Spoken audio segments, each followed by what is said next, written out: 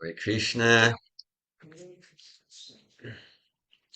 Good morning, good afternoon for some, good evening for some. We have an international crowd online here.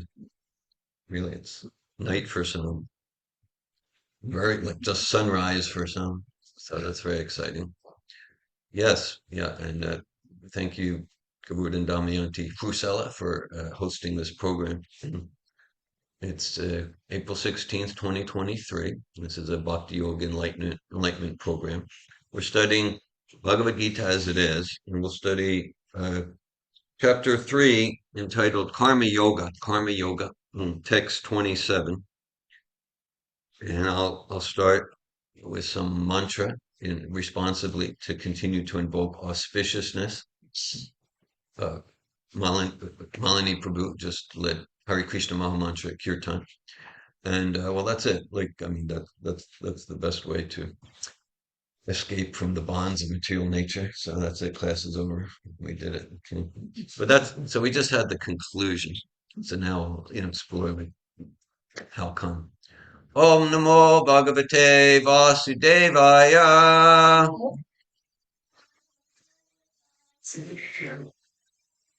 Om Namo Bhagavate Vasudevaya.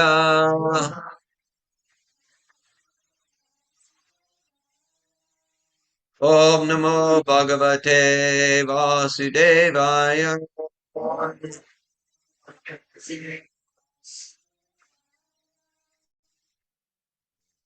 Bhagavad Gita, chapter 3, text 27. I'll start with the Sanskrit words responsively. Prakrite, Kriyamanani, Gunai, Karmani, Sarvasha, Ahankara, Vimudatma, Kartaham, Iti, Manyate. I'll do one line at a time. Prakriti Kriyamanani, Gunai Karmani Sarvasha, Hankara Vimudatma, Kartaham iti manyate. Prakrite kriyamanani. Gune karmani sarvasha. Ahankara vimudatma. Kartaham iti manyate. Prakrite kriyamanani. Gune karmani sarvasha. Ahankara vimudatma. Kartaham iti manyate. Prakrite kriyamanani. Prakrite kriyamanani. Kamani sarvashaha. Gune karmani sarvasha. Datma.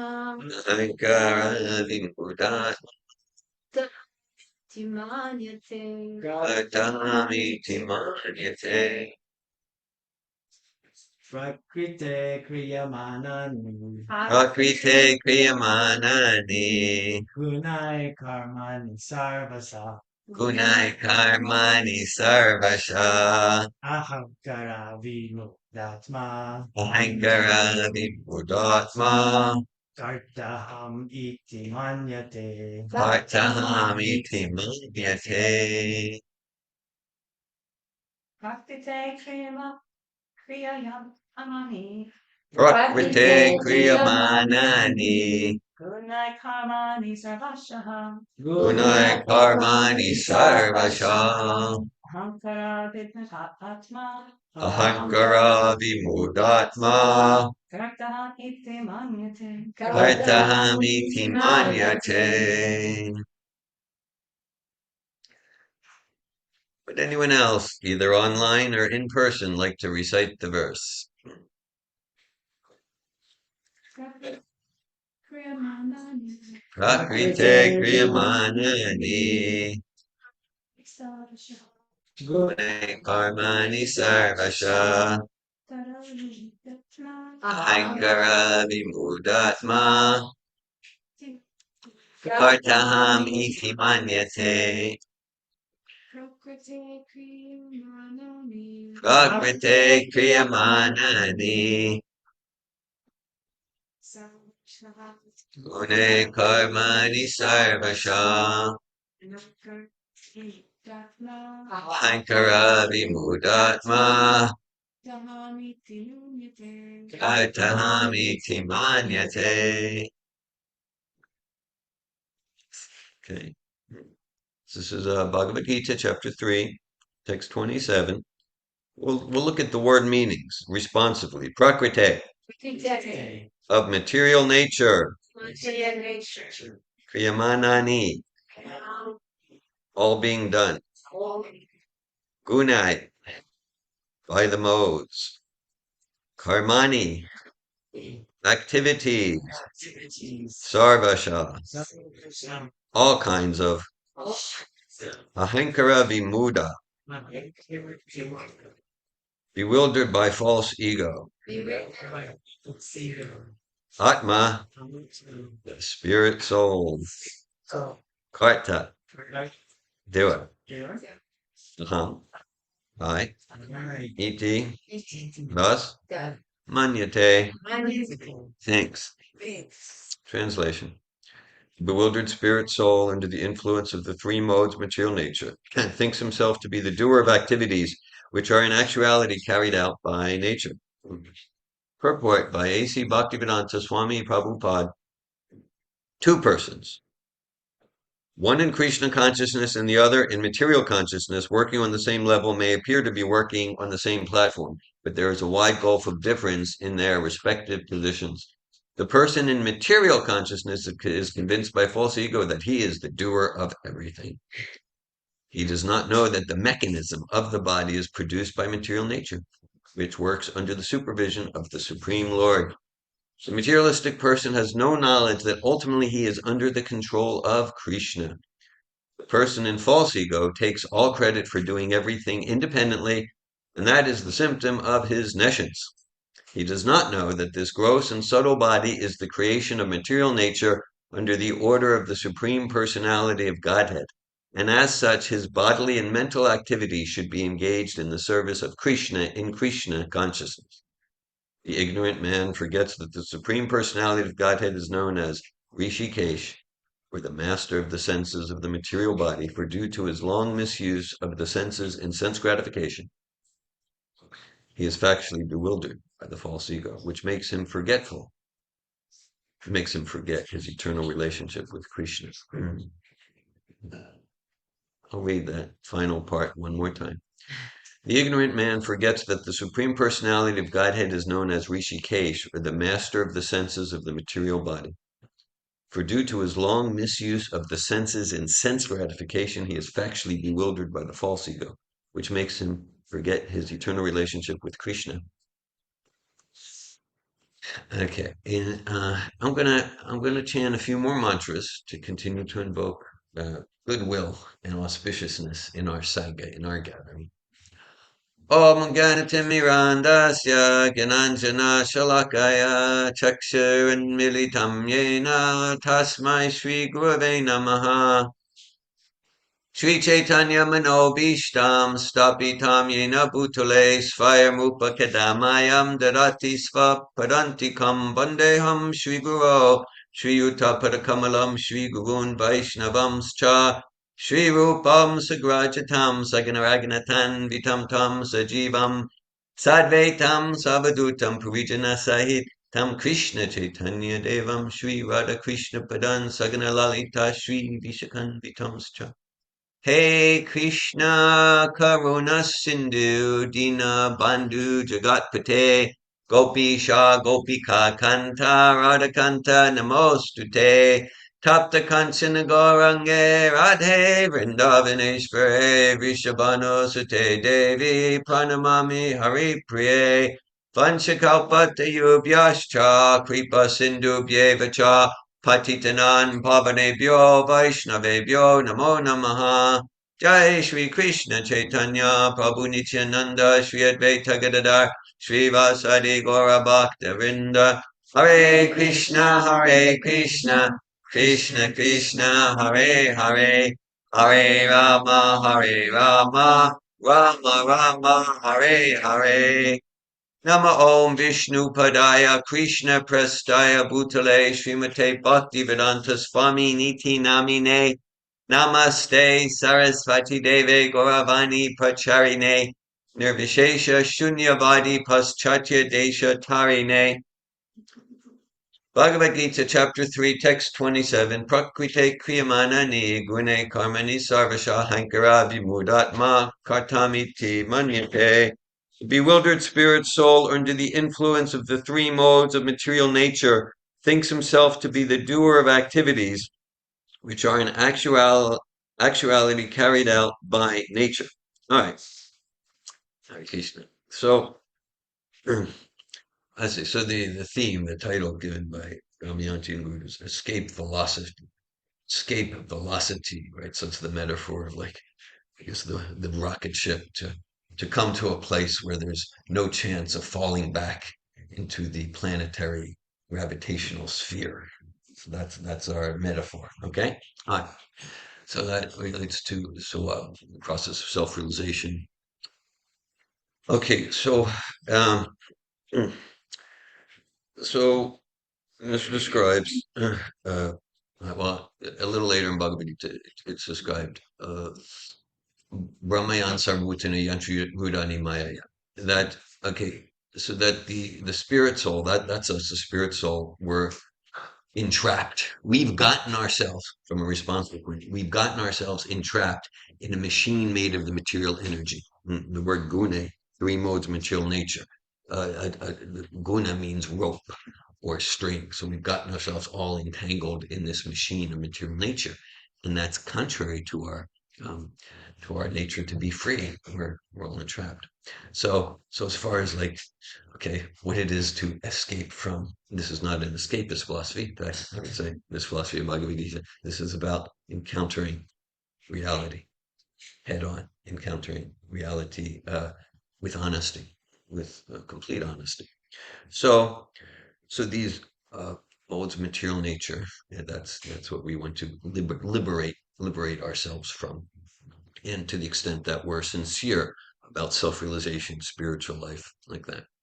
So uh, uh, and just like okay, so there's the machine, and then there's the living entity inside the machine. um, uh, some of you have heard me share a story from I think it's 2015. I was invited to Colorado, a town called Golden, Colorado, and I was giving a lecture. I was giving a lecture to a it was the faculty of a hospital, the staff. So most in the audience were medical personnel, doctors, nurses, some social workers, some psychiatrists. So I started the presentation and I asked the question. Well, I said, okay, I said, let's say someone comes to you and says, I've hurt my finger. So I asked the doctors and nurses, in that simple phrase, my finger, there are two entities. There's the finger and there's the owner of the finger. So I asked them, who are you treating? Are you treating the finger or the owner of the finger? They looked rather stunned. The director of the hospital system, he said, "Oh, that's a simple question, Dave. We've never thought about it."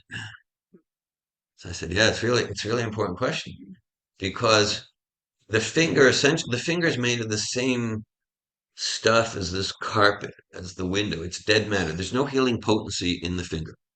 The healing potency is in that irreducible, I'm using these words precisely, deliberately, irreducible quanta of consciousness that inhabits the body. That's where the healing potency is, that atomic unit of sentience. Okay.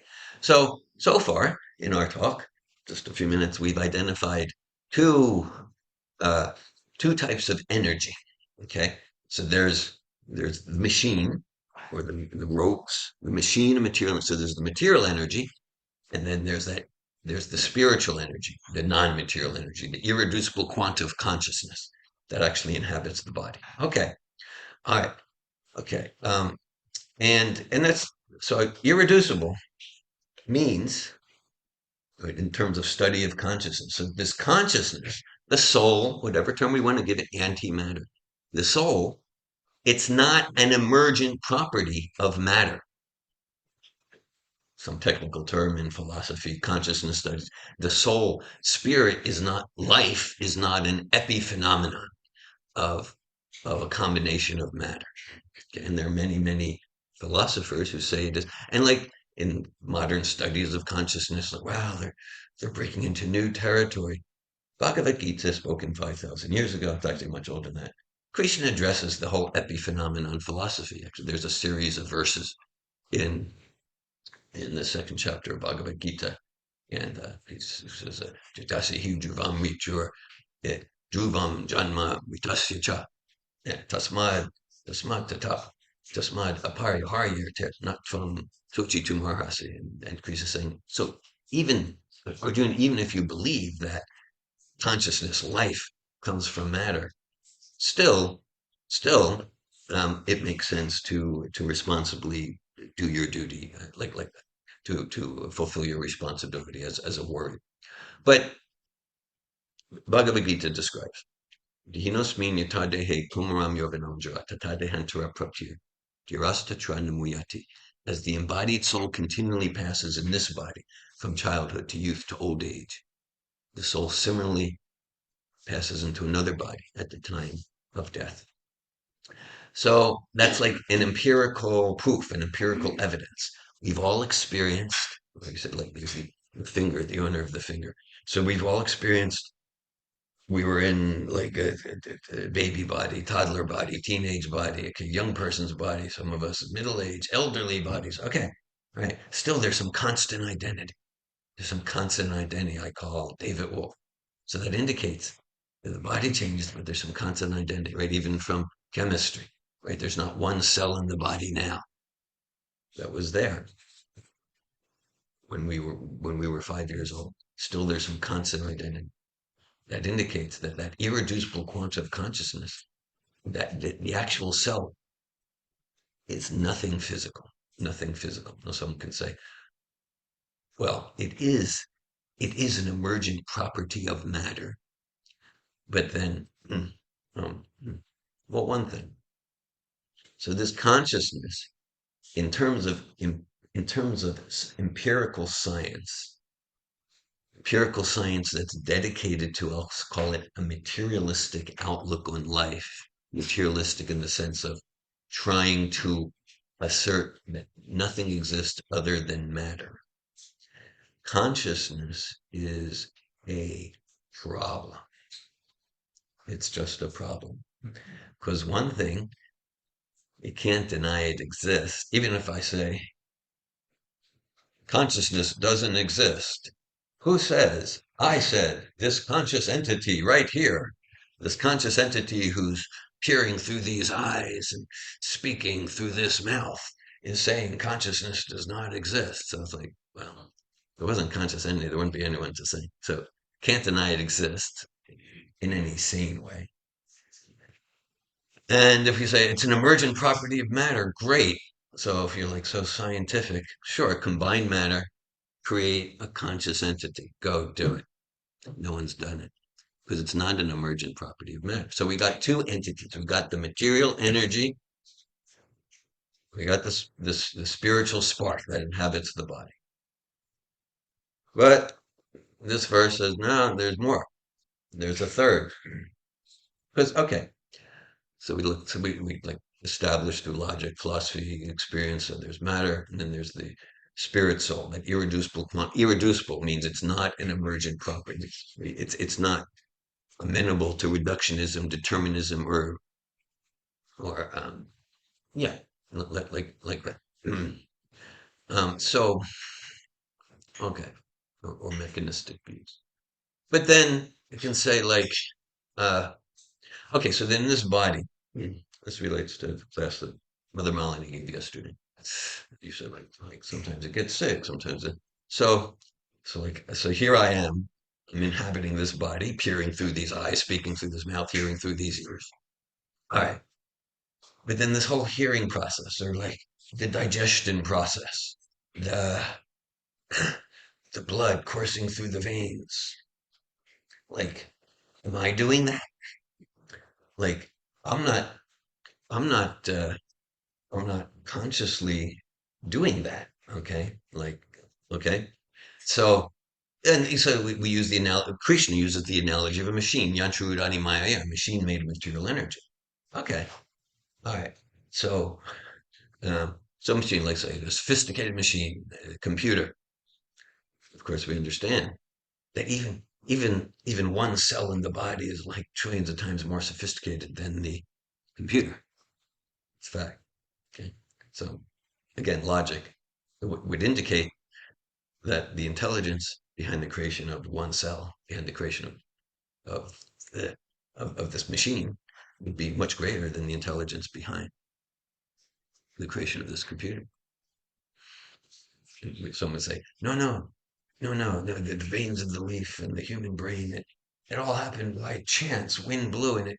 So that stands would require a whole lot of blind faith. Logic indicates no, there's an intelligence. And that intelligence, it's not my intelligence. Okay. I'm not aware of like the mechanism of the eyes blinking and this and that. Okay. So a computer, let's take the computer machine analogy. So computer implies a computer programmer. If someone programmed the computer. How did this machine, this super sophisticated computer, how did it get organized? It wasn't me. Like, I'm just like in the body, and like digestion's happening, and the muscles are like it wasn't me. So there's some other spiritual intelligence happening, and Ishvara Sar Ishvara Sarvabhutana Ridesher Junatishtati. Okay. And, so that's called Sarvatma Sarvatma Chaham Vidi Sanivisto. Sarvasya. So that's technically that's called the Paramatma. So the soul, it's called Atma. Then there's the Paramatma, the supreme soul, and in the actually in the heart of every soul there's the Paramatma sitting right next to us in the region of the heart. Actually, Adantarasta, Paramanu even within every atom, there's to direct the wanderings of the atom. There's the super soul or Paramatma. That's synonymous. So now we got three entities. We got matter, we got the spirit soul, and we got the supreme spirit soul, who's really like this. So like the whole body forms around the soul, forms around our intention, our desire, and and and the soul of our soul, the very substratum of our existence, that's the Paramatma, that's the supreme soul. We can get more subtle than that. Okay, the very source of the Paramatma, that's called Bhagavan Sri Krishna. That's the very substratum of all existence. Okay, so this is transcendental personhood, and so this verse. Okay, so escape velocity. We'll try to stick to our theme and title, escape velocity. All right. So the soul, because we have volition, we have that free will, freedom of choice. So to the extent that we use our freedom of choice in a way that moves us to forgetfulness of who we are as a soul, and we use that freedom of choice in a way that entangles us more and more in the machine of material energy, then then we're very earthly bound. And to the extent that to the extent that we use our propensity to choose, to serve, to serve super soul, to serve the supreme person, then we're free. Then we're liberated. Then we're moving towards that escape velocity. And again, it's not an escape. It's facing reality. Jivara Svupori Krishnera Nichidas. Krishnera Tatasta Shakti Veda Veda Prakash. Right? So that's our nature. The nature of the soul is to realize we're not the body. We're eternal spirit soul. We're eternal servants of source, of the supreme person. So, so this, um, so this text, you say, like it opens the door to first of all, it's looking at the different entities: matter, spirit, supreme spirit, and it's looking at the principle of responsibility that relates to karma. Yeah. So, all right, an analogy we've heard and we sometimes use to, to try to indicate some of the nuances around responsibility. So let's say it's one of these hammer and bell toys at the carnival. Okay, one of these toys. You bang the hammer, and then you bang it, and then the little ball goes up, and if you banged it hard enough, it'll ring the bell. So let's say there's a 4-year-old. Let's say there's a 4-year-old, and the 4-year-old is like, "Oh, daddy, I want to play. I want to play that." And they says, "Okay, all right, let's go." So pays the guy the money, and like that. So the 4-year-old, like he's trying to hold this big mallet, he can barely lift it. He can barely lift it. But then, dad stands behind him. Dad stands behind him and says, "Okay, ready? 1, 2, 3." And then the bell rings. So who is who who is responsible for ringing the bell? Who rung the bell? Let's take a look at it. Okay. So we could say the child rung the bell. Child rung the bell. He's not even strong enough to lift the hammer. Yeah, but if it wasn't for his ardent intention, the bell would not have rung. We can say the dad rung the bell because he's the one who actually. We could say it's the contraption. It's the machine. Machine. Of course, it's the machine. So okay.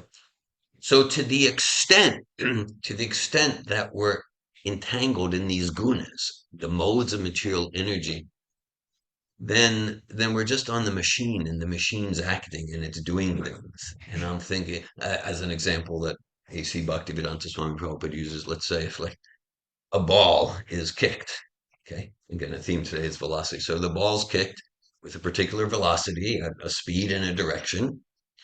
And so let's say this is a ball that can talk and think. Okay, so in midair, the ball's like, "Whoa, look at me! I'm free! I'm flying!" Well, you're free and flying just according to the precise velocity and direction that you were kicked with. And then as you get down, then the next person who kicks you, then you'll go in that direction at that speed, and you'll be thinking, "I'm free." What kind of freedom is that? So that's like what it means. Doesn't mean when we identify with the machine of material energy. The machine of material energy. Okay. Um. So, and then we'll about the three modes of material energy. Now, so in a sense, the machine's responsible, but you know, in a deeper exploration, I'm responsible for where on the machine I connect. I'm responsible for where, according to my actions and desires, I'm responsible for where on the machine I connect.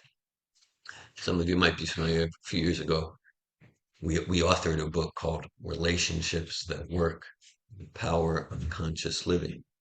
The foreword to the second edition, it's written by someone named Peter Burwash. He actually passed away fairly recently. He passed away. So Peter Burwash, he developed the most successful tennis teaching company on the planet. So he was very successful. And he wrote many books, not just on tennis, also on leadership and vegetarianism. So Peter Burwash, I've known him, well, going back into the 90s. And and he agreed to write the foreword to the book. Anyhow, in the foreword, he describes a bit about uh, Peter Brush. He's a leader in the field of leadership, and in the foreword, he describes himself that like growing up, he describes himself. He was a very like self-absorbed, selfish person. Okay, and then he describes that at one point in his life, he was going through a really tough time. He got badly cheated out of a lot of money by friends, so-called friends, business partners who were friends. So he was going through terrible things. And then he writes, and then at that time he encountered a spiritual teacher. He doesn't specifically say it in the forward, but the spiritual teacher is A.C. Bhaktivedanta Swami, who Peter Burwash met in India, Mayapur, India, in the mid 1970s, 76, maybe 77. And he said, I met a spiritual teacher who told me the two most important things I ever heard. One, spiritual life begins when you understand the law of karma. Two, don't be angry at the instrument of your karma. And he said that was his transformational moment. And that's the way he describes it. Okay, so spiritual life begins. So karma here, the way Bhaktivedanta Swami Prabhupada is used, karma is synonymous with radical 100% responsibility. Okay. I'm responsible for where I place myself on the machine. So in that way, I'm responsible for the experience and results in my life. Okay. And I find that important because there's, in my experience over these many decades, there's a lot of misconceptions about this principle of karma. Some see karma as like a philosophy that supports a victim approach to life. Just my karma, what can I do? But that's actually very lame. It's philosophically incorrect because we've created our karma and we can change our karma. Karma is not eternal. It can be destroyed. It can be changed. How do we change our karma? Okay. How do we change our karma? So that's a process to change our place on the machine that's not so entangling. In terms of the term guna, there's three gunas, or three modes of material nature. Tamas, mode of inertia; rajas, the mode of activity; and sattva, that's the mode of enlightenment. Today is a Bhakti Yoga Enlightenment Program. So, uh, so to the so sattva, that's that's where the strings are most fine. And tamas and rajas, that's where we're most entangled. That's where we're most entangled. Hmm. Hmm. So, so we use that term Bhakti Yoga Enlightenment Program. So what is this?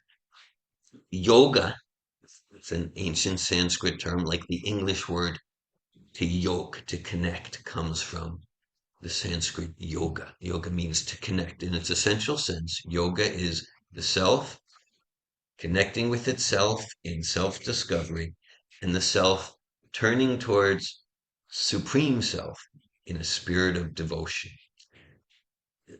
The word yoga is known all over the world, and the goal of all yogas, according to the source book of yoga, Bhagavad Gita, is bhakti yoga, loving devotional service to the Supreme Person.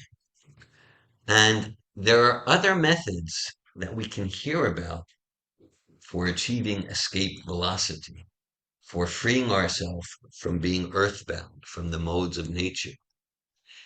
To the extent that those other methods don't lead to bhakti, then we're not going to really achieve escape velocity. There's actually, just in my personal reading of the books of A.C. Bhaktivedanta Swami earlier today, I read a verse from the second chapter of the 10th canto of Bhagavatam. Yenera vindaksha vimukti maninas tvayasta bhavat avishuddha buddhaya avuya kritrena param param tada patantya dona drita yushmadangre. And that says that even if one tries other methods, if it doesn't lead to using the senses in the service of Rishikesh, the master of the sense, the master of the senses is that intelligence greater than my intelligence. That is so like this is I'm not the body. This is my body that I use. But that's not completely true. It's actually Krishna's body. It's God's body. I'm just renting. It's actually Krishna's eyes, Krishna's ears, and I have the opportunity to use them in the service. Krishna is a name for this for the supreme, in the service of the supreme person.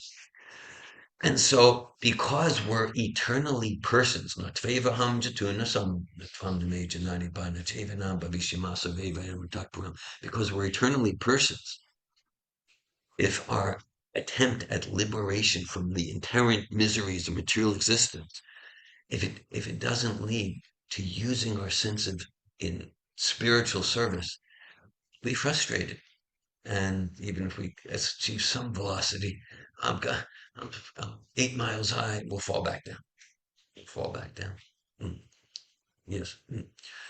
So, okay. So, so this gets to the science of the modes of nature. And again, like the mode that is the rope, the gunas that's most conducive for liberation, that's the sattva. So in every area of life, to the extent that we cultivate sattvic habits and worldviews, then we'll feel that tight knot in the heart untangling. And to the extent that our habits and worldviews are what's called rajasic and tamasic, we'll feel ourselves getting more and more entangled. Bayam dvitiya binivesha tasya. That's from the Srimad Bhagavatam. It describes to the extent that we misidentify the eternal spiritual self with the temporary body, we will experience insecurity. We will experience anxiety. So, so there's sattva, and then there's Shuddha Sattva, or transcendence. It's just there's a series of verses. Shushu Shodhanasya Vasudeva Katavuchi Syanmat Sevaya Vipra Punyatirtha Nishevana. So it starts like we really want to liberate from the miseries of material. We really want to. Well, one thing I'll say about escape velocity means getting to that place where there's no more danger of fall down.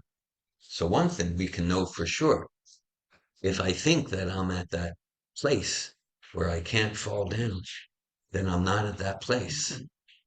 Okay. Because in this process, this quality of humility is very foundational. And so even those even those great souls who are not earthbound at all, they're not on the machine of material energy. They're fully serving God with pure love and devotion, no material connection, no material attachment. But they're thinking, they're thinking, well, I'm actually I'm actually very bound by the molds. Let that deepen my inspiration to to serve God with sincerity and enthusiasm.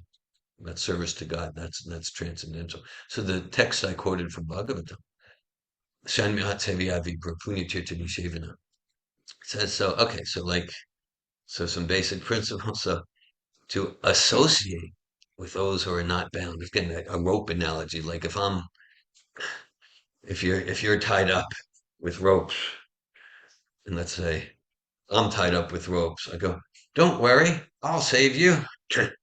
Well, if you're a little clear-minded, you go, well, David, like you're all tied up too. You can't move. You're all bound. You're actually pretty useless for me. No, believe me, like that. I can. You know. So to associate with those who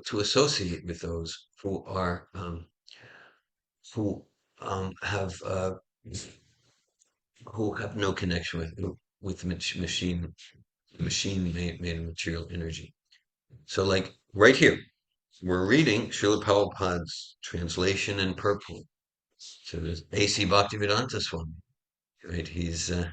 He's he's not earthbound and all. He's completely liberated soul. So one sense. So what can we do to go towards escape velocity? We can do exactly what we're doing now. Exactly what we're doing now. Hearing Srila Prabhupada's Bhagavad Gita, hearing, considering this philosophy, hearing the words of Sri Krishna, Arjuna, Srila Prabhupada. These are personalities. These are personalities, and they're completely transcendental to the machine material energy. So we associate with them through their sound vibration. Their sound vibration. Their Srila Prabhupada is 100% completely present, 100% living, present in his sound vibration, 100% available. That's wonderful. And to associate with those who are to uh, sincere to follow and serve those who are like Srila Prabhupada, who are completely liberated from the bonds of material nature. And Vasudevaka Sternmahat Sevriyadipura. Srinvatamas Vakata Krishna, Punya Shravana Kirtana Vidanta Stoya Bhajani Vidunoti Saritsatam. So then in association like this, what do we want to do? I want to sing Hare Krishna. I want to do more of this. Right? So this guy, Sri Krishna, the personality of God, who is the super soul, the Paramatma in the heart of all living entities. We talked about that, right? Three entities we talked about: matter, spirit, supreme spirit. So Sri Krishna, the personality of God, who is the super soul, Paramatma, in the heart of all living entities, and the benefactor of the truthful devotee, personally cleanses the heart from material desire. For the devotee who has developed the urge to hear his messages, which in themselves are virtuous when properly heard and chanted. So we get it. So because like we have senses, so we're going to want to hear the news. We're going to hear music. We're going to hear about who won the playoffs, who's winning the election. We're going to want to hear things. Okay, and okay. So our choices, we can hear things that entangle us further in forgetfulness of who we are, a spirit soul servant of God. We can hear things that entangle us further in layers and layers of illusion, or we can be guided properly to direct our propensity for hearing to hear those things that'll move us towards escape velocity. Very joyful, very joyful. Then, as a result of this hearing all the senses, tasting. Later on in the program, there will be a vegetarian prasadam feast. Prasadam, it's not just vegetarian food, it's spiritual food that moves us towards escape velocity. So this bhakti yoga, it's not a world, to be spiritual, we need to reject the world. No, it's a very world embracing process. Anusaktasya dishayanyatam upiyunjata, yubanda Krishna sambhada yuktam vairagamuchyate. It's not about rejecting. It's about cultivating the art and science by hearing through pure devotees of Krishna, like Srila Prabhupada, cultivating the art and science, how to engage my propensity to communicate, to work, to dance, to sing, how to engage that spiritually. And if our process for attempted liberation doesn't involve full intense engagement of all the senses, we'll get bored and we'll come back down to material entanglement. Okay. So then Tadarajas Tamobhavam Kamalabhadasya Chitaitir Navidam Stita Sattve Prasidati. Okay. So then we engage in this process through voluntarily doing some austerity, like an austerity. There's many things we could be doing on a Sunday morning. For some of you, it's Sunday evening or Sunday super early morning. Got different time zones going on. Many things we could do, and we're choosing to give our hearing power, Bhagavad Gita. So the more we do this, then we experience Vidyate Vidakvantis Chijante Sarvasamshak Shinte Chasukamani Drishdeva Manishwari. We experience the knot in the heart untangle and the effects of lower lust and anger and greed. We get relief from that, right? As long as we're like lusty and frustrated and greedy, it's self-sabotaging. We're making ourselves miserable. And then Evam Prasanna Manaso, Bhagavat Bhakti Yoga Bhagavat Tat Vijigyasa Mukta Sangasya Jayate. Then absorbed in the mode of goodness and transcendental to the mode of goodness, then we come to complete liberation from all material association. Of course, one in that state of consciousness is not thinking that he's in state of that's humility. Okay, so um, so association with Srila Prabhupada and his sincere followers, and being guided and and following the souls, following the higher self. Last verse of chapter 3 of Bhagavad Gita, Krishna describes Evam Bude Prambudva Samstapyat Manamatmana Jahi Shatrum Mahabaho Kamarupam Durasada. Krishna describes that, yeah, in order to free ourselves from the miseries of being entangled, one needs to control the lower self with the higher self. So that requires distinction. It requires the capacity to make distinction. What's the voice and the pushings of my lower self? What's the voice and the inspiration of my higher self? So I pretty much lack capacity to make such distinctions. I'll just confuse I'll do anything and call it spiritual. My mind will do so many tricks. Fortunately, we have that higher intelligence to guide us. What's that higher intelligence? Srila Prabhupada's guidance, Bhagavad Gita, all these books, hearing from experienced practitioners on this path of bhakti. So in every area of life, there's things we can do. There's ways we can adjust our life without rejecting, but just to adjust our life to, well, to use an analogy, like the modes of nature, the gunas, it's like threads. So let's say if it's all knotted. We got this knotted tangle of threads and ropes. So generally, if we pull a thread, it gets more tangling. But usually there's some thread I can pull in a particular direction. Some thread I can pull in a particular direction. It doesn't become normal. It starts to unravel. So that's the sattvic thread. So whether in the area of our relationship with eating, our relationship with sleeping, our relationship with money management, our relationship with time, our relationship with career, our relationship with all aspects of a relationship of where we give charity, all aspects of life. It's a science. We find the sattvic thread, and then the knot unravels. The knot unravels. Coming to closure here, and then I look forward to hear from you. Any comments or realizations you want to share or questions you'd like to ask.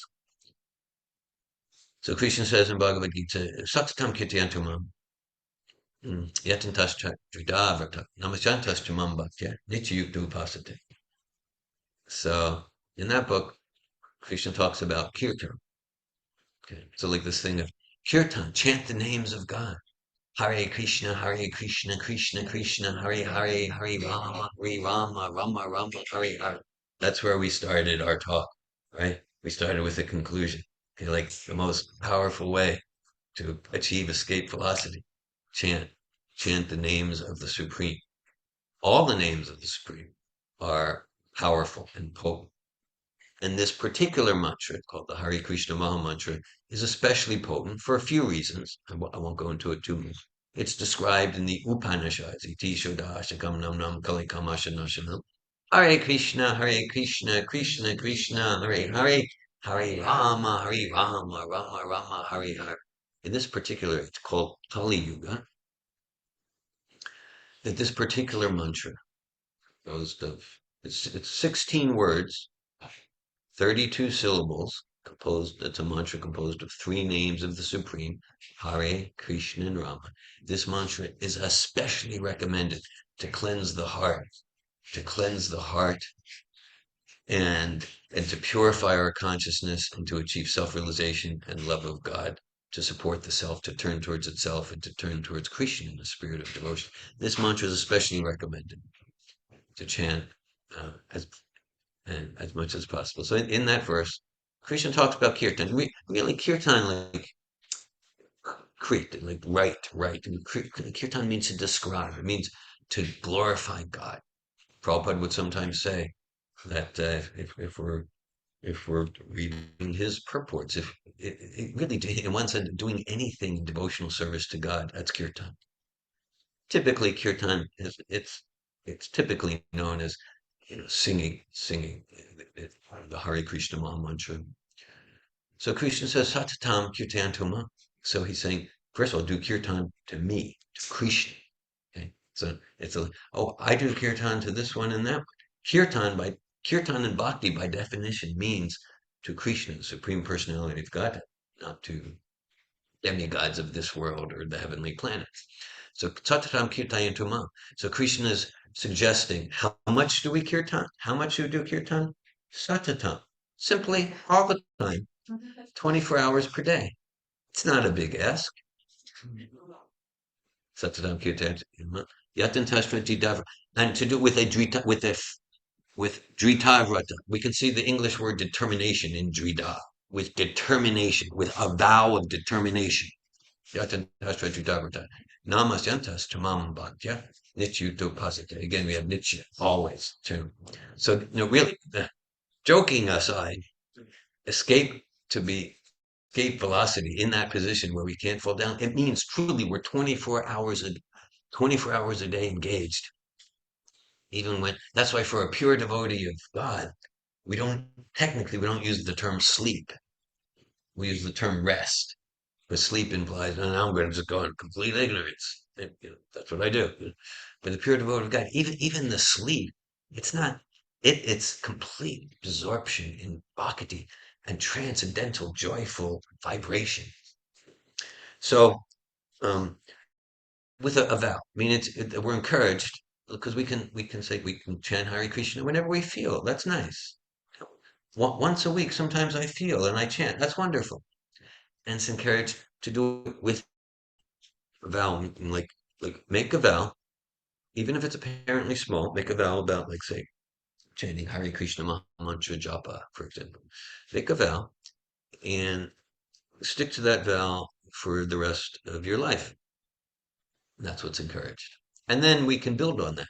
We can build on that. Myself back uh, in the summer of 1983, when I was just 2 years old, in my early 40s. Let's do the math.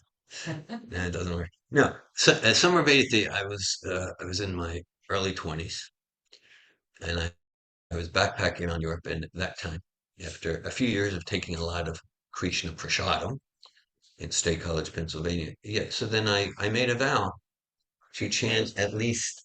This is me personally, but it wasn't just whimsical. It wasn't just like a random number. Bhaktivedanta Swami recommends that if we really want to, like, each day of our life, make substantial progress out of the ocean of material existence towards solid liberation, to that place where we can't fall down because we have such an ecstatic higher taste.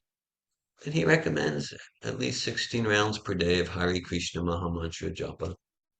So I made that. And if I look over the course of my life, there's different achievements that I feel satisfied with. Maybe that's due to arrogance or pride, whatever. But there's different achievements I feel satisfied with. I can say for certain the accomplishment that I feel most proud about is that I fulfilled that vow to chant Hare Krishna Maha Mantra at least 16 rounds. It comes to about 1,700 mantras per day, like that. That I've fulfilled that vow every day for about 40 years now. And not just like I feel proud, but that's, for me, I a lot of my life is developing and facilitating transformational process, transformation of heart, transformation of consciousness. And for sure, the most powerful transformational process I know is chanting or singing. Hare Krishna, Krishna Krishna, Hare Hare Rama, Rama Rama, Hare Hare. Thank you for your presence. Thanks for giving your hearing power to Bhagavad Gita. I welcome if anyone has any comments you'd like to share or questions you'd like to ask at this time? Pradeep. Pradeep is here from Singapore. Pradeep from Singapore. Hare Krishna, Prabhu. Am I audible? I am hearing you. Yeah, good. Oh, good. Yeah. So, Prabhu, you had discussed, that we have to be 100% responsible, right? And if the Lord so desires, He can remove our karma. And if you look at the life of Srila Prabhupada, if you look at the life of Queen Kunti, the Pandavas, etc., can we conclude that these they are pure devotees, and therefore there was no karma which was existing in them, and therefore this was just orchestrated by Lord Krishna to show the world, to show us on how a devotee is able to tolerate even the worst of extreme conditions. I'm just trying to reconcile the element of taking full responsibility, the element of a pure devotee not having any karma, and the amazing examples of Queen Kunti, the Pandavas, our own Srila Prabhupada. Yes, And thank you. before that, Prabhuji, thank you very much for the amazing class. I feel so enlivened being here today after a long time. Yeah. All glories to you. Hare Krishna, Pradeep Prabhu. I'm very glad for your association. Thanks for participating. Just to be sure, it's a pretty big room here. Were you able to hear Pradeep? No. Okay, so Pradeep was sharing about harm and 100% responsibility. He was saying like examples like Srila Prabhupada and Queen Kunti and the Pandavas. And just like he's looking at like how does that interrelate? Because they had no material karma. They had no, but they went through a lot. They went through a lot of suffering. Yes. So yeah, it's you use the term, we have to be responsible. So it's not that we have to be responsible. It's that we are responsible. It's that we are responsible. And I can pretend that I'm not responsible, that actually my situation in life, it's because of my mother, it's because of that government, it's because of the pandemic. I mean, I can pretend I'm not responsible, but but the thing is, because sometimes, like in coaching or facilitation, sometimes people will say, we'll hear them say, I get it. For now on, I'll be responsible for my life. So I'll often respond, well, that's nice, but more than that is recognizing I've always been responsible for my life. Not just for now on, I've always been, I pretended I'm not. Like that. So responsible, well, basically three dimensions of personal responsibility. One, let's call it experientially or emotionally responsible. As it is said, between stimulus and response, there's a moment of choice. Okay. So if I go, well, I'm I'm resentful and hostile because he did that and she said that. That's why I'm resentful and hostile. No, that's a deception. I'm resentful and hostile because I'm the source of resentment and hostility. That's it. Between stimulus and response, there's a moral choice. Um, I think that was said by Martin Buber or um, someone like that. One of those Jewish authors from the Holocaust. Viktor Frankl said that. Viktor Frankl. But it's Bhagavad Gita. Right? So spirit is superior to matter. Spirit is superior to matter. So, okay, so there could be stimuli. This is good. This is bad. Whether I'm responding with hatred, apathy, joy, compassion, humor, I'm 100% responsible for that. I'm 100% responsible for that. So, uh, yeah, so that's, and, and to realize that, that means being free from the modes of nature.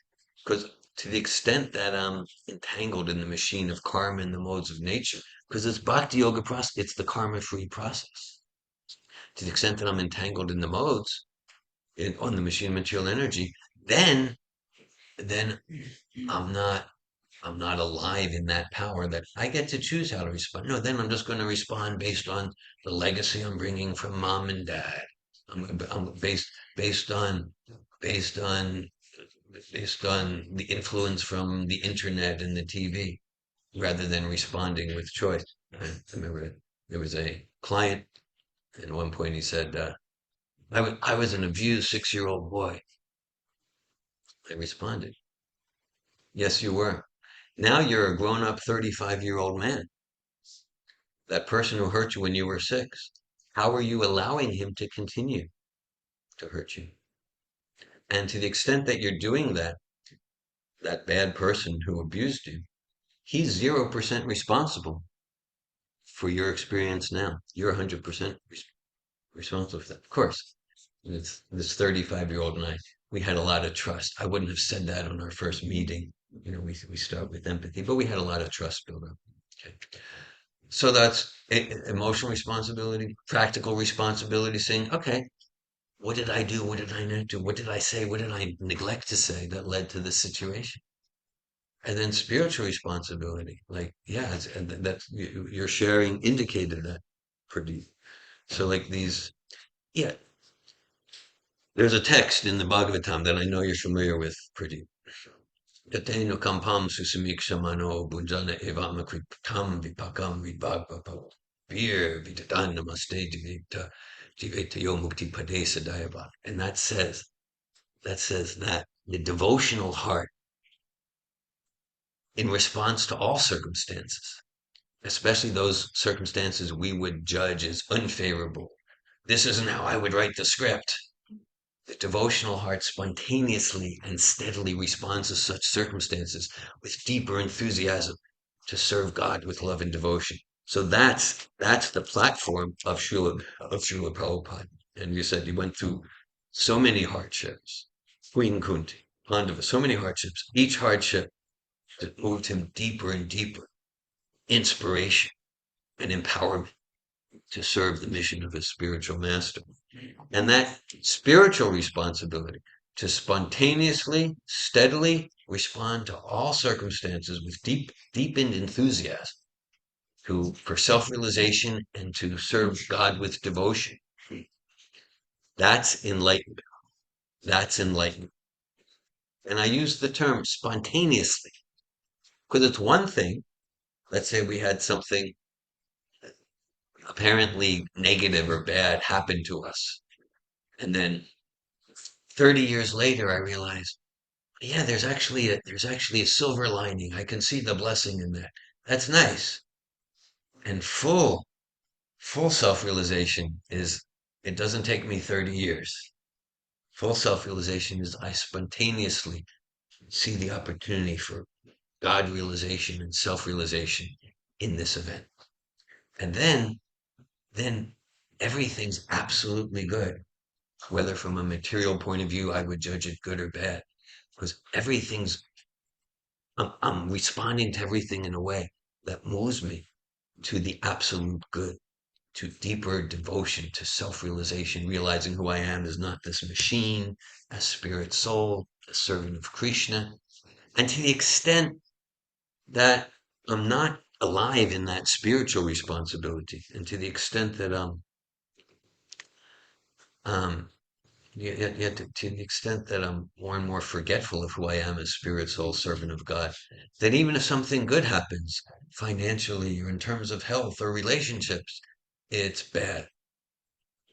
Sri Chaitanya Mahaprabhu said, uh, what was it? Dvaite Bhaja Bhaja Jnana Sabo Manodar. He says material calculations of good and bad, it's all an illusion. It's all bad. Meaning, if it takes the soul away from true self-discovery and God consciousness, then it's like even if we gain the world, we've lost our soul.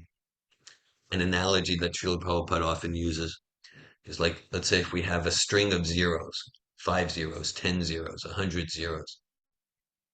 What's the value? The value, of course, is a big 0. So those zeros represent the different life areas, maybe physical fitness or economics or the residence where I live. But we know. Now, okay, now if we put a 1 in front of the zeros, then 1 gives value to the zero. Then it becomes a quadrillion becomes a big number. So the 1, that's that self-realization, God consciousness, Krishna consciousness. Without the 1, without self, if I'm lost in myself, even things are gone well.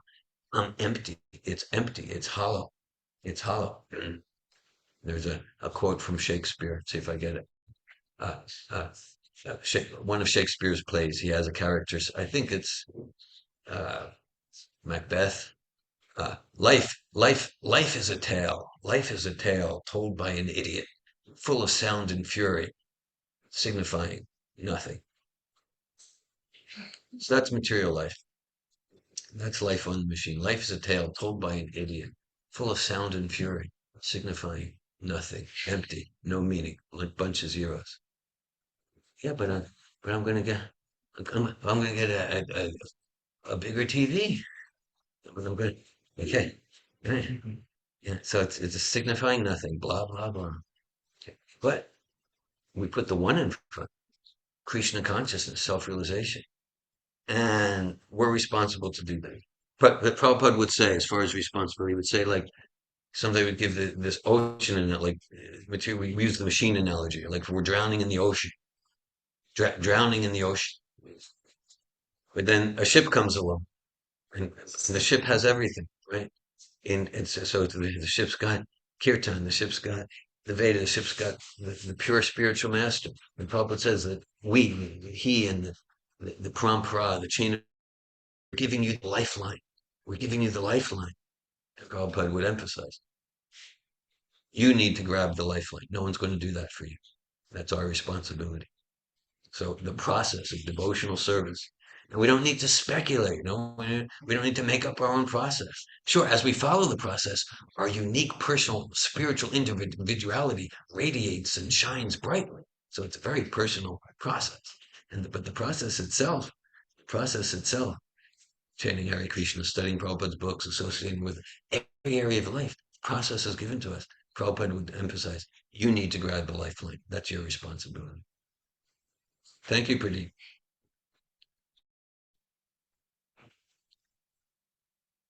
Madhavi. Just a thought on this final question about the Pandavas and Yeah. Prabhupada, that I think, I mean, I know that you know this. Yeah. That is, they are not conditioned souls. Yeah, of course. Yeah. So karma actually doesn't apply to them. Yeah. Doesn't implicate them at all. But anything that happened to them was completely and directly directed by Supreme Lord himself. I think pretty people had mentioned as an example to us or to teach us lessons. Yeah. The stories of Bhagavatam or Srila Prabhupada directly. So those liberated souls are not under the clutches of karma. Yeah. That's a vital point. On internet, were you able to hear what Madhavi said? Yeah, okay, good. Yeah. So thanks for adding that. That's such an important point. So so with Srila Prabhupada, even the apparent terrible hardships, Queen Kunti, it's the spontaneous play of divine loving relationship with Krishna. So that's not karma. It's not the karma, but all their pastimes are available for us to get inspiration from. I'm just seeing there's some chat happening. Oh, good. Thank you, guys. Yeah, thanks for that. Okay, thanks for that, Madhavi. I think in a Judeo-Christian tradition, we can look at the example of, we just went to Easter last weekend. So that's, because maybe some people don't know, Queen Kunti or Sepangabas. Yeah. I imagine, maybe. Probably. But everybody knows about Christ. Jesus, yeah. And that's also, can we say, he was crucified, it's his karma. That will not be correct. It will not be proper. Yeah.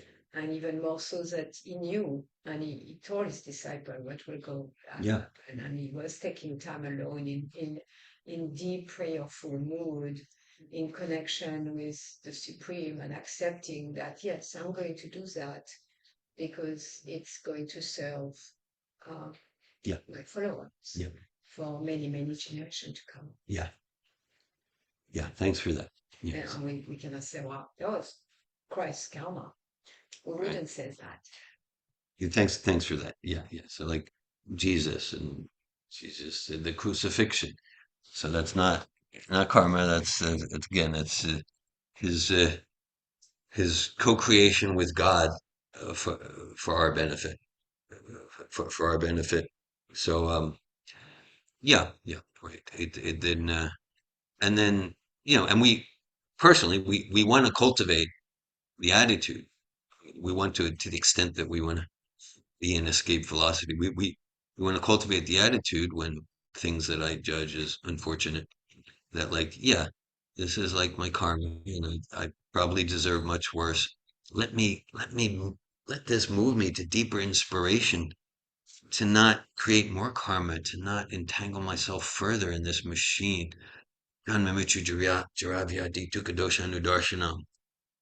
Sri Krishna Prabhupada, these are the four pillars of the miseries of material existence: birth, death, old age, disease. It's like kind of embarrassing for the glorious spirit soul to be stuck in a body and that's subject to birth, death, old age, disease. Prabhupada will make the point like there's eating, sleeping, mating, defending. So we have so many problems, and in some form they're related to eating, sleeping, mating, and defending in direct or indirect ways. Eating, sleeping, mating. Prabhupada will emphasize, Krishna emphasize, but those aren't real problems.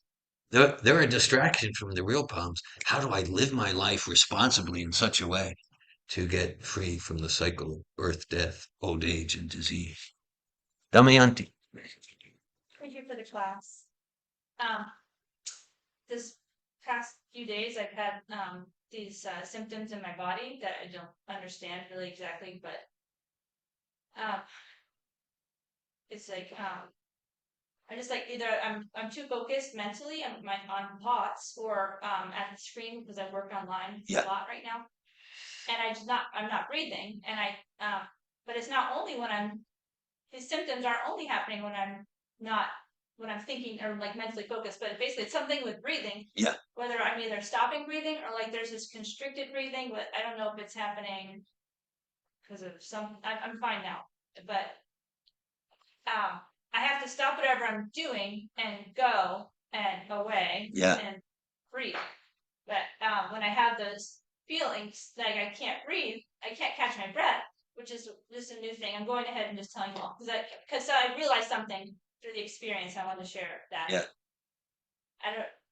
I don't think I have some disease or anything. I think there's stress and maybe some other things, but like I think it's all manageable because like when I go away from whatever I'm doing, I can catch my breath and everything like calms down. But before I do that, I don't know what this is. And I've never had it happen before. I don't usually deal with breathing problem or like I never had stress like symptoms like this. Well, I feel panic if I'm not breathing. Yeah. And I'm like, okay, well, if I feel panic, I should just breathe. Like this, the solution is to calm down and breathe. And I never usually feel panic, and I don't usually feel anxiety going about my day. But these symptoms are coming, and I'm sort of surprised, and then it's like random. Like I was grocery shopping and not emotional and not focused. It just comes upon you. Like they're constricted breathing or labored breathing's coming again, and then I'm like, there's no like family member here. I'm out shopping, and I'm like, I don't know if this is about to turn into something about or if I'm just about to calm down and breathe. So I just feel so I feel fear in those moments that this is happening, and I think it's stress, and I don't know what, but and I'm like panic, like You go into panic. You feel terror. Why is it panic? Like what's happening? Like why am I experiencing? Maybe it's because I looked it up. Like you can have symptoms of panic without an immediate trigger. So why is there panic like coming out from subconsciously to my body? it's not really related. I wasn't feeling panic, so it's just like, but the body's having a symptom that appears like panic, and I was like, oh, I looked through. I was driving home from the store yesterday, and feeling some fear, but it was the symptoms went away, but I was breathing, but I was feeling sadness and like thinking, oh, maybe my childhood. Look at my childhood. Yeah. Maybe panic was the feeling that I had that started that sort of habit of how I perceive life and how I approach life. Maybe it was panic and I just never felt the panic and it's just coming to surface. So I was open to that and I was like, well, it's just one lifetime. I mean, how many lifetimes have I gone through? And and I and so I looked at like the practical like life, like Yes. what is Yeah. where is this coming from? And then I thought, okay, well, the soul's on a journey too, and like, is there panic and fear and anxiety, at the soul level? Like most likely, because that, and it just like hit me like that. If we're living like a whole entire life of illusion from our true spiritual nature, Yes. like I wasn't given any spiritual knowledge Yeah. or perspective. What So it's was just like, not part of your upbringing in this lifetime. yeah, and I think most people there's some sort of illusions coming in, even if there is, but like I didn't have any. It's like, what are we doing here? Yeah. What and that's like such a that's always been like a deep value of mine is like, what's the real truth of the matter? Like Yeah. whatever it is, Krishna, fine. Like just what it is, it's just like whatever the truth is. Like I just really really want Yep. to know it and be aligned with it. It could be like the truth about like my a specific little small thing. It could be like, and I also the bigger picture. Anyway, I guess I needed to talk, but Well, yeah, you have a lot of emotion been coming up for you, and so you're expressing, and you're expressing in a philosophical context. yeah. So it just sort of hit me like, um, how much, and I'm just like looking at like how is everybody coping? Like I'm conscious. I did personal growth. I've got the mantra, and I'm not coping. Like my body's freaking out. How's anybody driving around operating? Like it just like there's so much anxiety if we're in illusion. Yeah. How are we keeping it? How are people keeping it together? And you just have to put illusion that they're keeping it together because you have to keep going because you've got bills and you set up a whole personality and you got to.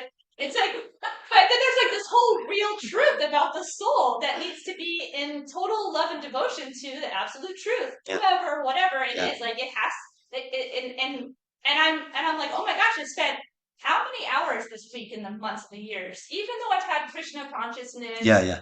Just hours and hours and hours in illusion. It's so much. Like no wonder panic would come up.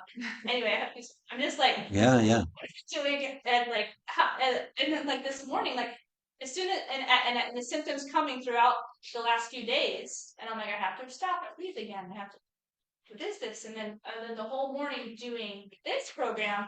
There's no. I'm doing what's aligned with the soul. Yeah. And so, it's like I spend so much time disconnected from God, and no wonder there's panic. And then if I go and just do something totally in service to God, then there's like then all the symptoms go away, and I feel panic. How am I going to live? How am I going to pay the bills? Anyway, no, I don't really. That's a joke. I don't feel panic. It's crazy. I just want to share. Appreciate your sharing. Your sharing is personal and it's completely aligned with philosophy and psychology, Bhagavad Gita and Bhakti Yoga.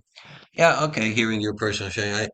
I mean, maybe growing up, I can, my childhood years, I can think of maybe a few glimpses of self-awareness, this and that. But for the most part, I was just like being a child in suburban America in the 60s and 70s.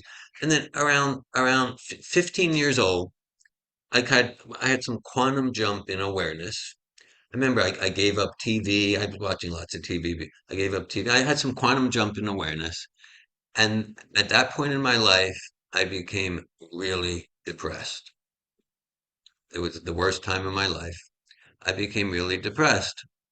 Okay. And because I was like, because I gave up some of my numbing mechanisms. I adopted new numbing mechanisms. I won't go into details. But basically, no, I mean, I can relate, but not just me, like, I think for the 7.2 billion people on the earth. So yeah, that's, and it just, because if we face material reality, we feel shame, we feel pain, we feel hurt, we feel empty. And then, and so I know in facilitation, we encourage people experience the pain, experience that, not to just indulge in pain for some dramatic feel your feelings reason, but that'll move us. That'll move us to super soul connection.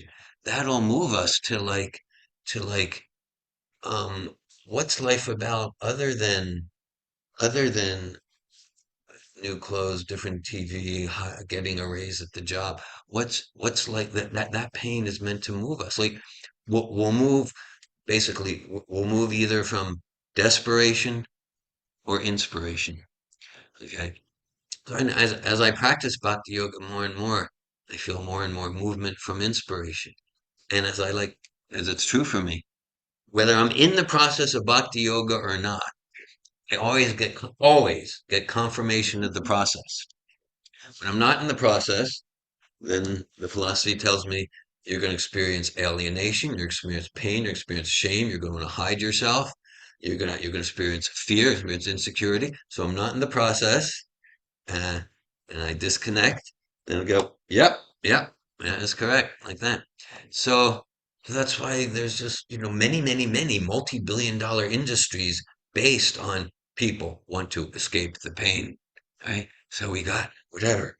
We got the insurance industry. We got the cosmetics industry. We we got Oaks Mall. Right?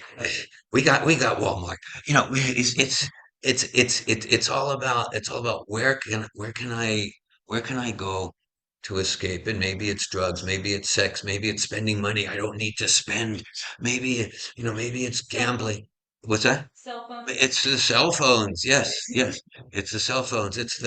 But I know where happiness is. Happiness is in this next click. If I just click on this link, now the past 6 hours, I'm just like more and more agitated and disturbed. But if I just click on this next link, joy.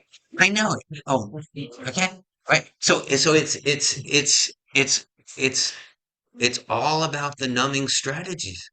And so I appreciate where you went with your personal philosophical share.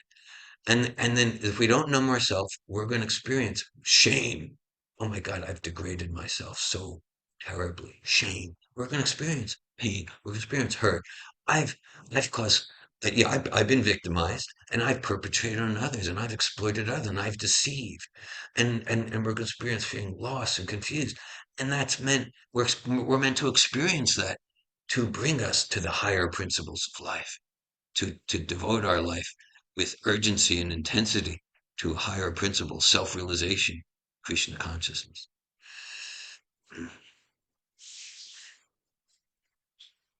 Hare Krishna.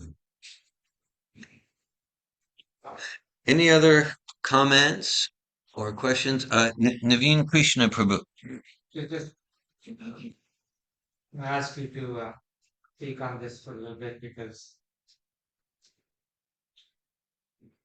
we have here a small gathering,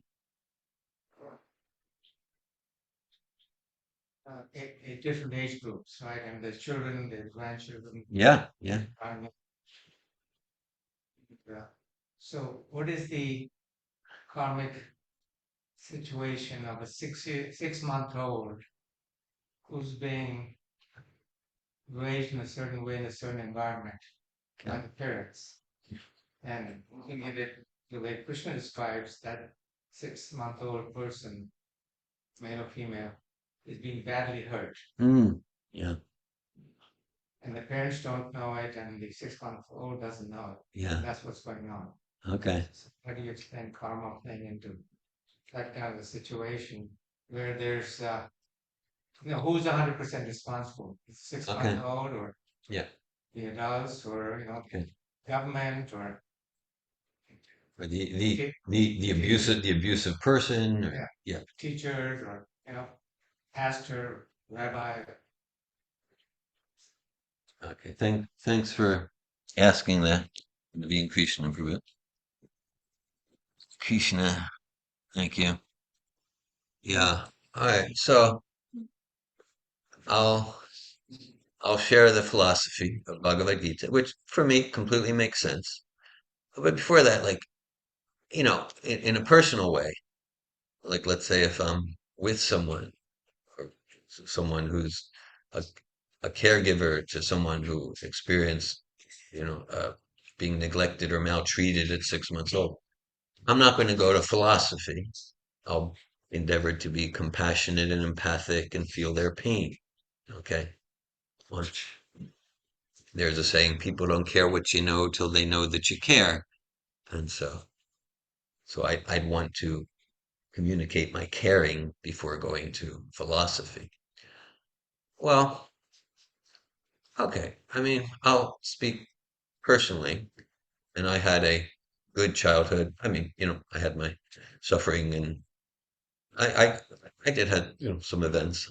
I had when I was 5 years old, I had an older sister die in a car crash, and so I went through my things. But basically, I would say I had very good parents, good people, So, but anyhow, I something I know for certain, and some in this group might accept that or not, but I know that I'm responsible even for the circumstances of my birth, who my parents were, and the socioeconomic condition. No, it's not like I remember in a mystical way choosing, being born in that, but I know I'm the source of that. I know I'm the source of that.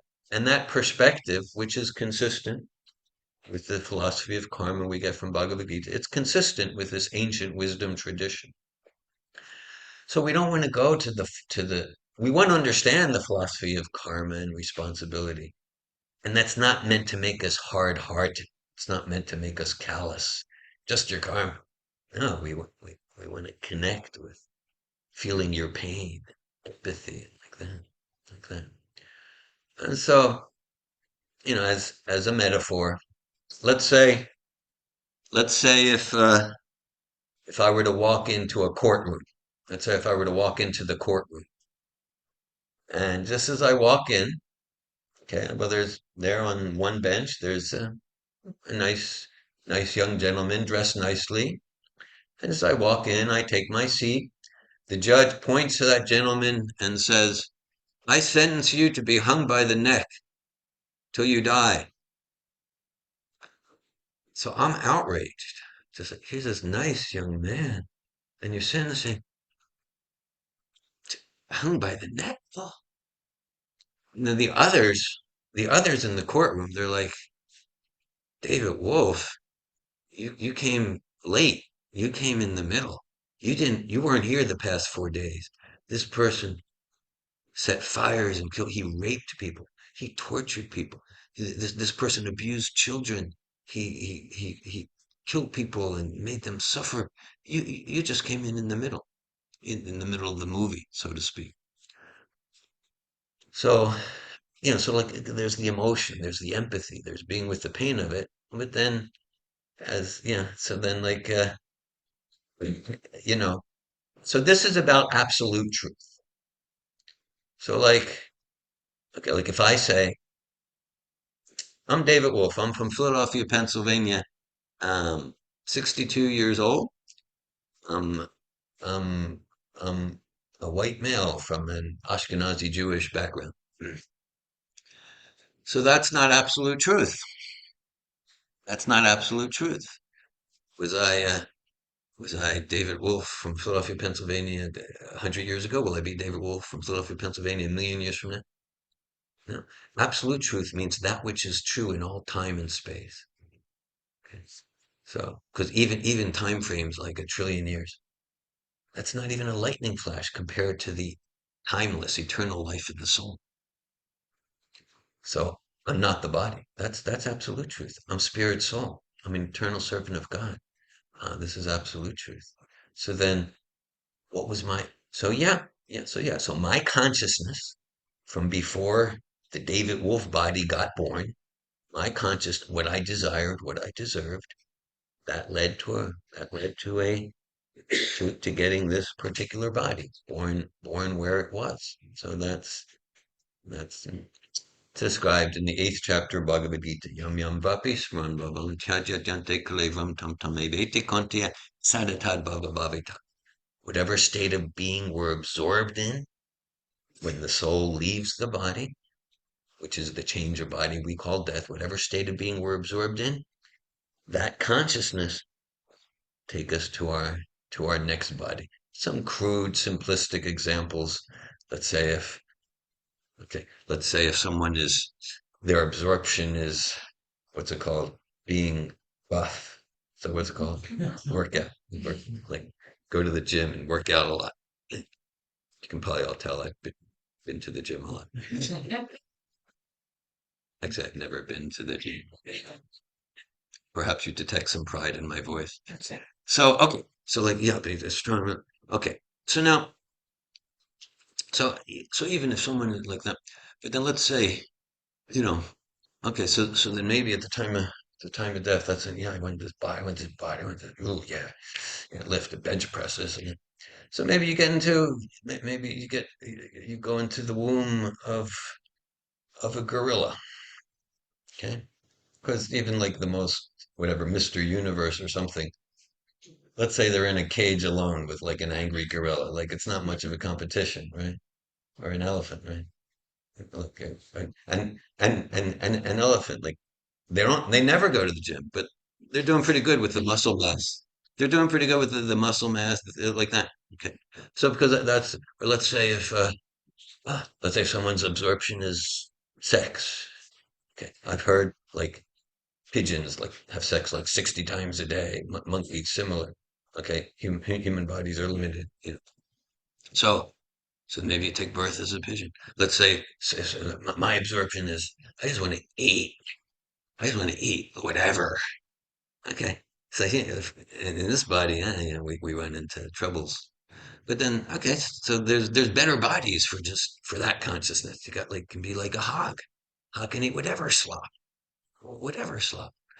So yeah, so according to the consciousness, that leads to the next body. Thanks for your question. Garuda Prabhu. Hare Krishna, Animo. for your class, dear Govinda. Thanks for hosting. I was wanted to connect to Damayanti sharing.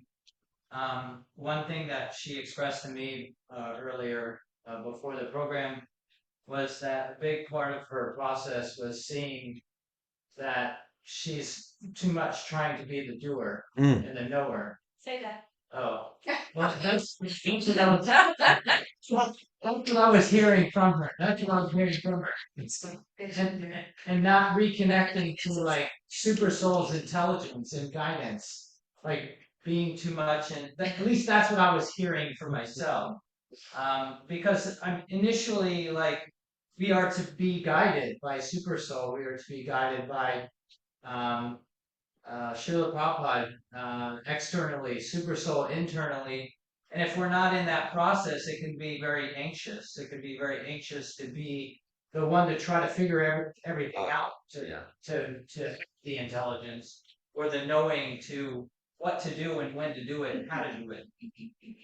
So that's what I was hearing from Damayanti sharing this morning was for me personally, I was seeing like, oh, this is, she's reconnecting to her eternal position, which is the servant to follow instructions from the master.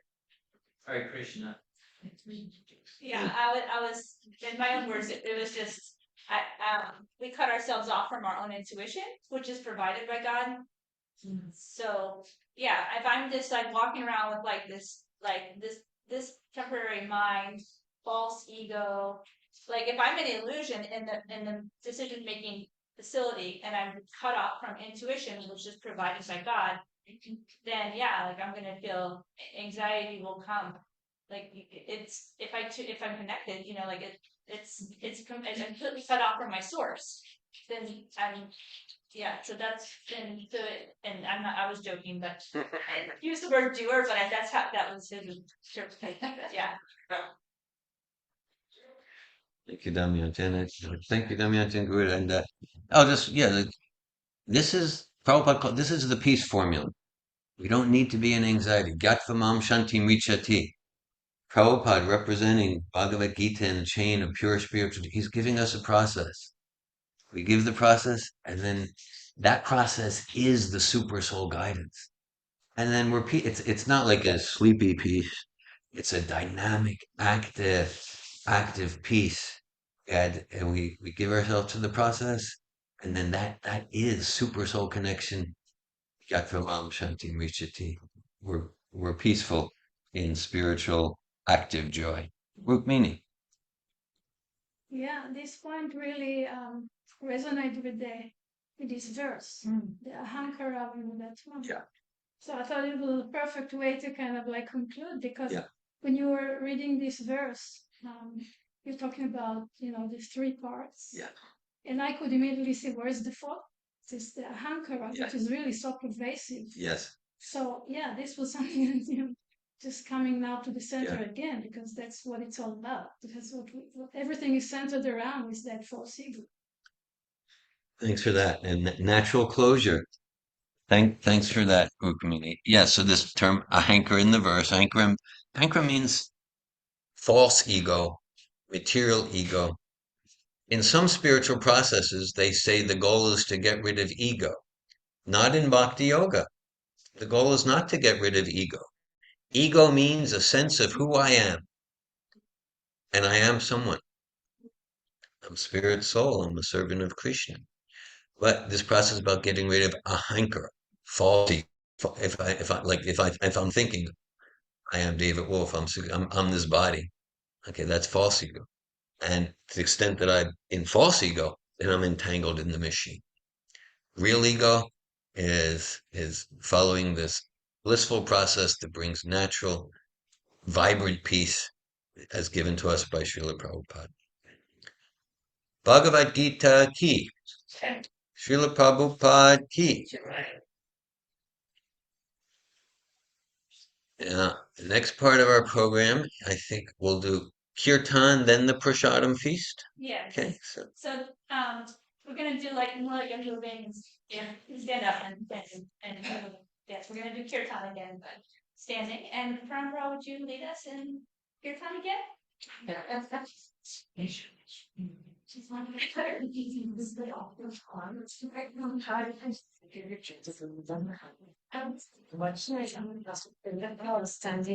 I can play with all sitting.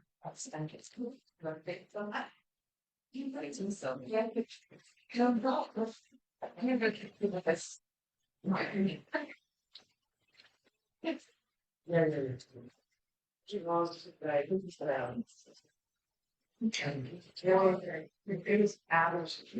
Something like that.